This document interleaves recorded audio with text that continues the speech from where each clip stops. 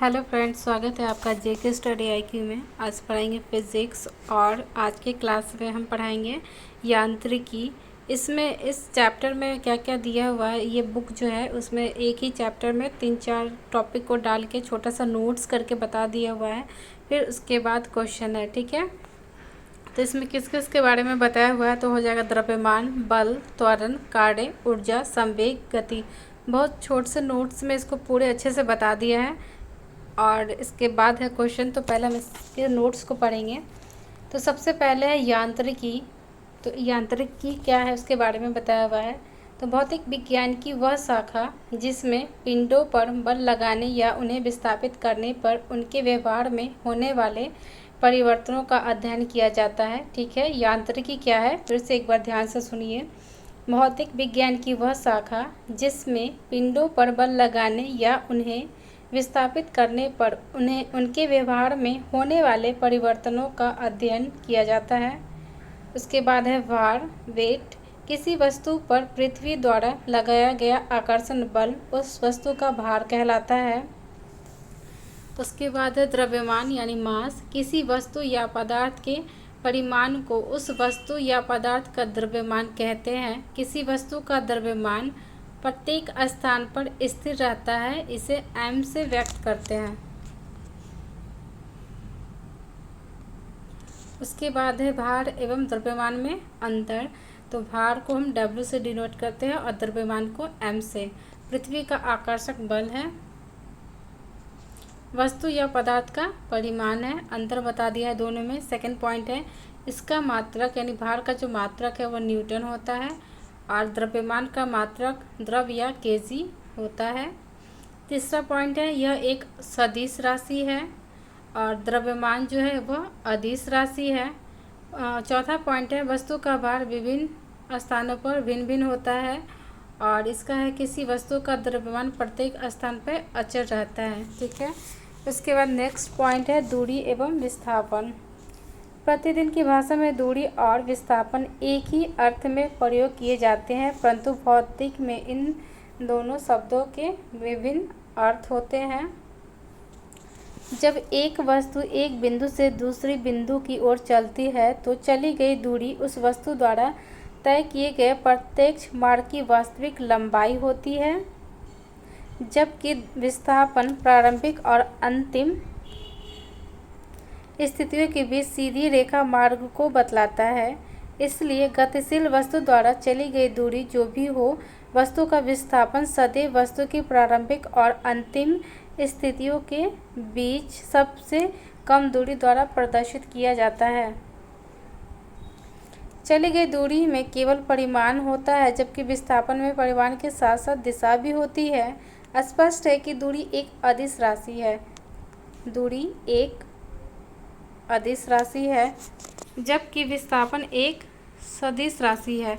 गतिशील वस्तु द्वारा चली गई दूरी शून्य नहीं हो सकती, परंतु वस्तु का अंतिम विस्थापन शून्य हो सकता है। किसी गतिशील वस्तु का विस्थापन शून्य तब होगा जब एक निश्चित दूरी चलने के बाद वस्तु अंततः अपने प्रारंभिक बिंदु पर वापस आ जाती है।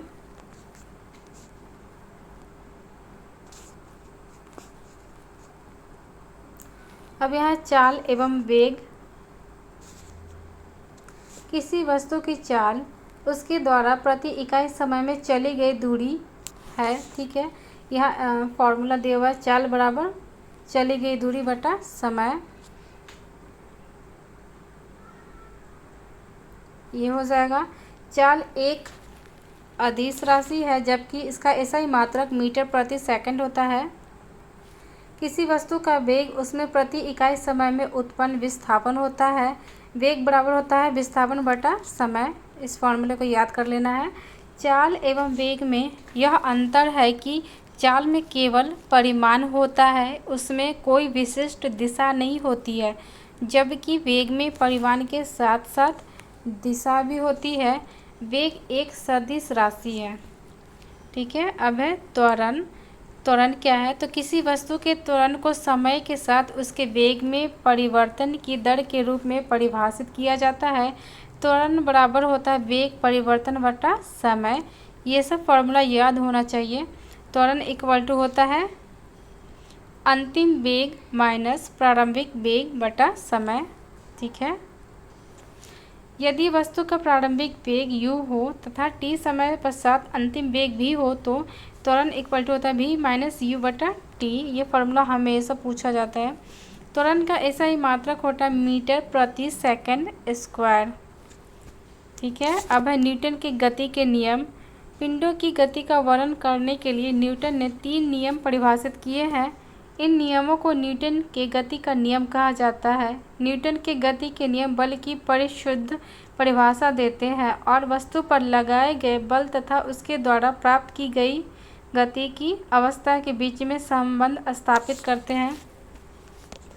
पहला है न्यूटन का गति का प्रथम नियम। प्रथम नियम के अनुसार कोई विराम अवस्था वस्तु विरामस्थ ही बनी रहेगी और गतिमान वस्तु निरंतर एक समान चाल से सीधी रेखा में गतिमान रहेगी जब तक कि उसकी विराम अवस्था अथवा एक समान गति की अवस्था में परिवर्तन के लिए बाहरी बल के द्वारा उसे बाध्य नहीं किया जाता है।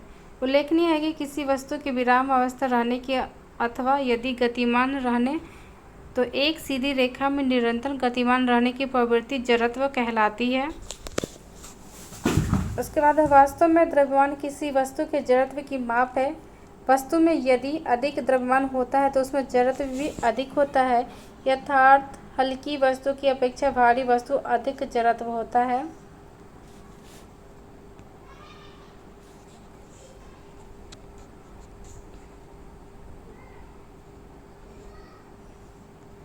उसके बाद है न्यूटन का गति का दूसरा नियम है। न्यूटन के गति के प्रथम नियम से स्पष्ट है कि किसी वस्तु पर बड़ा बल लगाने से उसकी गति में परिवर्तन होता है। गति में परिवर्तन होने का अर्थ वस्तु में त्वरण के उपस्थित होने से है। अतः किसी वस्तु पर बल लगाने से उसमें उत्पन्न त्वरण उत्पन्न होता है। प्रयोग द्वारा यह देखा गया है कि किसी वस्तु पर आरोपित बल F उस वस्तु के द्रव्यमान m तथा वस्तु में बल की दिशा में उत्पन्न त्वरण के गुणनफल के बराबर होता है। तो यहाँ हो जाएगा बल इक्वल टू द्रव्यमान गुणे त्वरण F equal to m into a. इसी समीकरण से न्यूटन का गति का द्वितीय नियम कहते हैं। इसी समीकरण को न्यूटन के गति का द्वितीय नियम कहते हैं। बल का ऐसा ही मात्रक न्यूटन होता है। न्यूटन वह बल है जो 1 kg द्रव्यमान की वस्तु पर लगाए जाने पर उसमें 1 मीटर प्रति सेकंड स्क्वायर त्वरण उत्पन्न करता है। न्यूटन का गति का तीसरा नियम है ये। गति के तृतीय नियम के अनुसार जब कभी एक वस्तु किसी दूसरी वस्तु पर बल लगाती है तो दूसरी वस्तु भी पहली वस्तु के बराबर और विपरीत दिशा में बल लगाती है। पहली वस्तु द्वारा दूसरी वस्तु पर लगाए गए बल को क्रिया कहते हैं और दूसरी वस्तु द्वारा पहली वस्तु पर लगाए गए बल को प्रतिक्रिया कहते हैं। क्रिया एवं प्रतिक्रिया परिमाण में बराबर तथा दिशा में एक दूसरे के विपरीत होते हैं। अतः न्यूटन के तृतीय नियम को क्रिया प्रतिक्रिया का नियम भी कहते हैं। अब है संवेग मोमेंटम। किसी वस्तु के संवेग को उस वस्तु के द्रव्यमान और वेग के गुणनफल के रूप में परिभाषित किया जाता है। संवेग बराबर होता है द्रव्यमान गुणे वेग। संवेग एक सदिश राशि है जिसकी दिशा वेग की दिशा में होती है। प्रत्येक गतिमान वस्तु में संवेग होता है। संवेग का ऐसा ही मात्रक किग्रा मीटर प्रति सेकंड होता है। संवेग परिवर्तन। किसी वस्तु के संवेग परिवर्तन की दर वस्तु पर लगने लगे बाह्य बल के असमानुपाती होती है। संवेग में परिवर्तन सदैव बल की दिशा में होती है। यह न्यूटन के गति के द्वितीय नियम का ही एक अन्य रूप है। स्पष्ट है कि बल प्रोपोर्शनल टू संवेग में परिवर्तन बटा समय। यदि किसी m द्रव्यमान की वस्तु का प्रारंभिक वेग u हो तो इसका प्रारंभिक वेग mu होगा। t समय तक इस वस्तु पर बल F के कार्य करने पर इसका अंतिम वेग भी v हो जाता है। अतः वस्तु का अंतिम वेग इक्वल टू होगा mv। संवेग में परिवर्तन इक्वल टू होगा mv माइनस mu।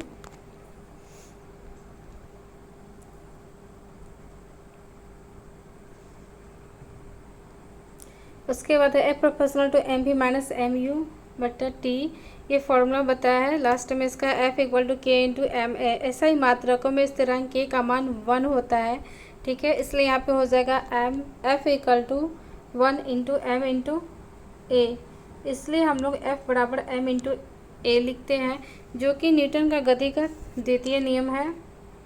संवेग संरक्षण का नियम। यदि दो अथवा दो से अधिक पिंडों के समुदाय पर कोई बाह्य बल कार्य न करे तो समुदाय का संयुक्त संवेग स्थिर बना रहता है। इसे ही संवेग संरक्षण का नियम कहते हैं। नेक्स्ट टॉपिक है कार्य। यदि किसी वस्तु पर बल लगाकर उसकी स्थिति में परिवर्तन किया जाता है तो इसमें जो क्रिया संपन्न होती है उसे कार्य कहते हैं। यदि बल लगाने पर वस्तु की स्थिति में परिवर्तन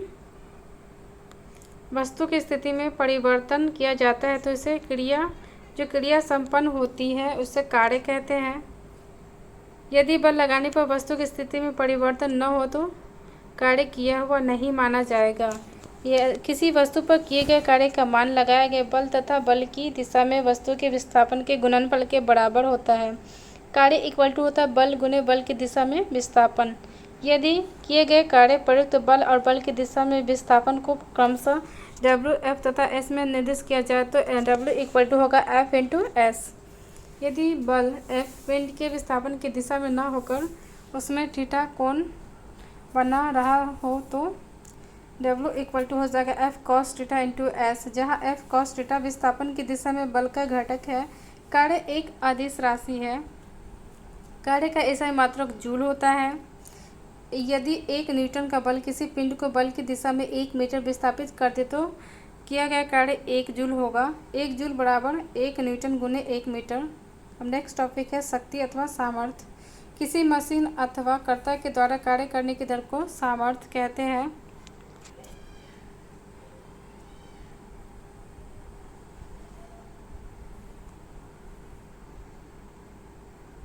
उसके बाद हो जाएगा शक्ति इक्वल टू हो जाएगा कार्य बटा समय। यदि कोई कर्ता t समय में W कार्य करता है तो उसकी शक्ति यानी P हो जाएगा कार्य बटा समय।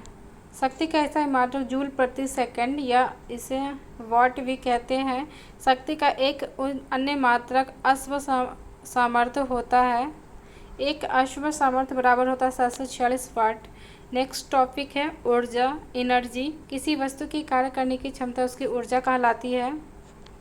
ऊर्जा के अनेक रूप हैं जैसे यांत्रिक ऊर्जा, ऊष्मा ऊर्जा, प्रकाश ऊर्जा, ध्वनि ऊर्जा इत्यादि। ऊर्जा एक अदिश राशि है। इसका एसआई मात्रक जूल होता है।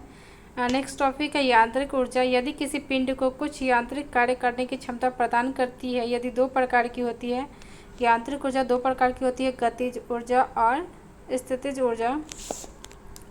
एक पिंड की स्थितिज एवं गतिज ऊर्जाओं का कुल योग इसकी यांत्रिक ऊर्जा कहलाती है। यांत्रिक ऊर्जा बराबर गतिज ऊर्जा प्लस स्थितिज ऊर्जा। यह वह ऊर्जा है जो किसी वस्तु में उसकी गति के कारण होती है। यदि किसी वस्तु का द्रव्यमान m kg तथा चाल भी मीटर प्रति सेकंड हो तो उस वस्तु की गति के इसको बोलते हैं कैनेटिक एनर्जी 1/2 mp²। ठीक है, यह वह ऊर्जा है जो किसी वस्तु या निकाय की स्थिति अथवा दशा के कारण होती है। स्पष्ट है कि यदि कोई वस्तु किसी बल के अंतर्गत एक स्थिति से दूसरी स्थिति में लगाई जाए तो इसके दौरान किया गया कार्य ही वस्तु की स्थिति ऊर्जा के रूप में संचित होता है। इसके बाद ये क्वेश्चन है, नेक्स्ट क्लास में हम इसको बताएंगे। आज के लिए इतना ही। Thank you class.